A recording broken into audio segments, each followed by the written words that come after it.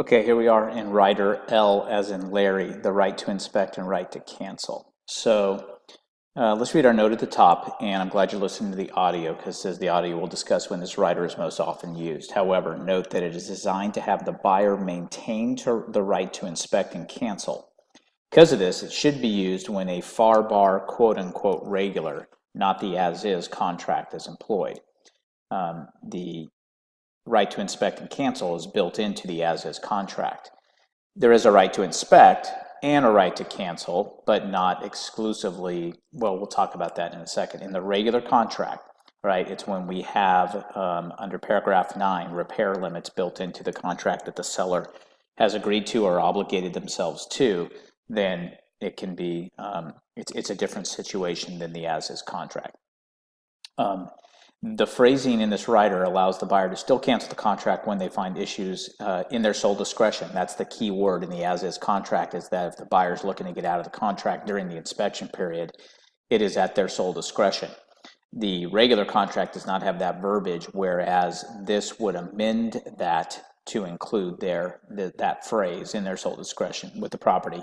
During the inspection period, I put that in all caps because, remember that this all goes away if you don't do any of this during the inspection period.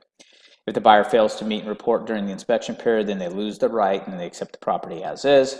If there are repair limits in paragraph 9 of the regular contract, which we just discussed, then the seller is still obligated to repair up to the repair limit. So let's say we have $1,000 repair limits for general unwarranted items in the regular contract.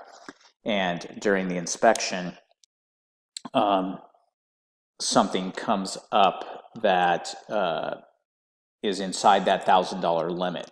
The seller is still obligated to do that. However, should that something that comes up not meet the buyer's qualifications or not give them warm and fuzzies, and they want to exercise their right in their sole discretion to cancel, they can do so even though it's under the $1,000, in this case, limit noted in paragraph 9 of the FARBAR regular contract. Okay.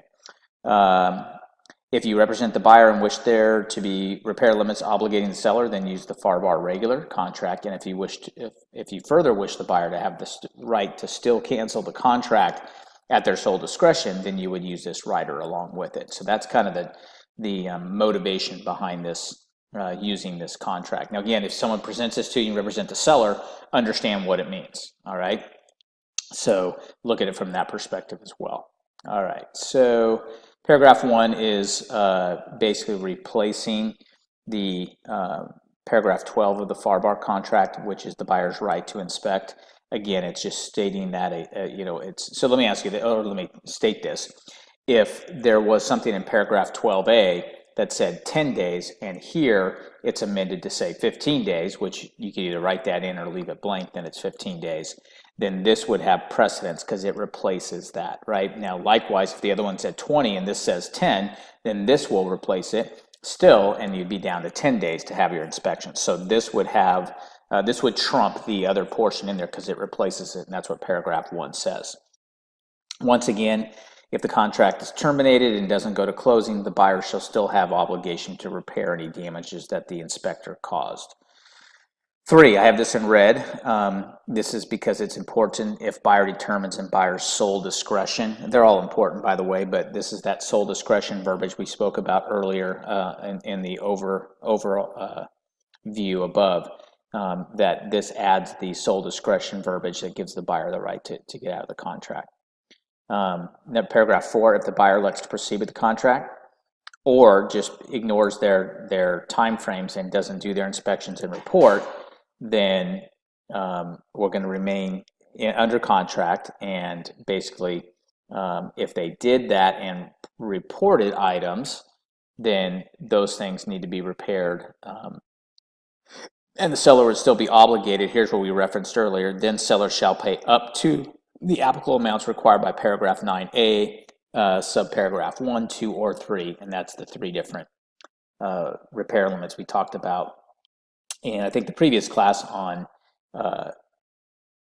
K, but if you go to the regular contract and look at 9A, 1, 2, and 3, it's basically repair limits for general warranted items, WDO items, and permit-related items. respectively. All right, so the seller would still have that obligation. If during the right to inspect period the buyer either fails to conduct the inspections or conducts the inspections but fails to deliver written notice as required by this, then the buyer shall have said to have waived the seller's obligation to repair. So you don't want to ignore it, because if you ignore it completely, then technically even the repair limits go away. All right, so you don't want to do that. You want to make sure that if you're going to use this, you use it and you make sure you inspect and or give notice of any items that you're not comfortable with, so that the seller would then be obligated at least up to the repair limits and that are spelled out in paragraph 9 of the FARBAR regular contract.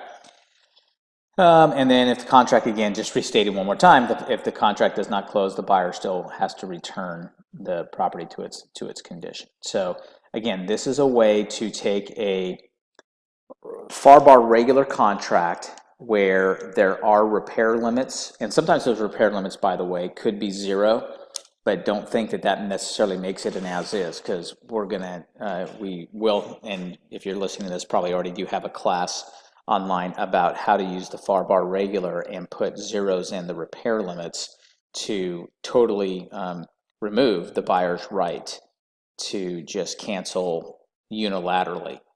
Now, if you did that and then amended it with this rider L, right to inspect and right to cancel, then it would reinstate the buyer's ability to cancel unilaterally with that, because of that sole discretion here. Again, they pointed out in paragraph 3, in buyer's sole discretion. By the way, that's the same verbiage that's in the as-is contract.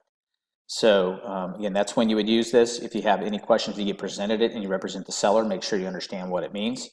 And as always, if you have any questions, reach out. Thanks.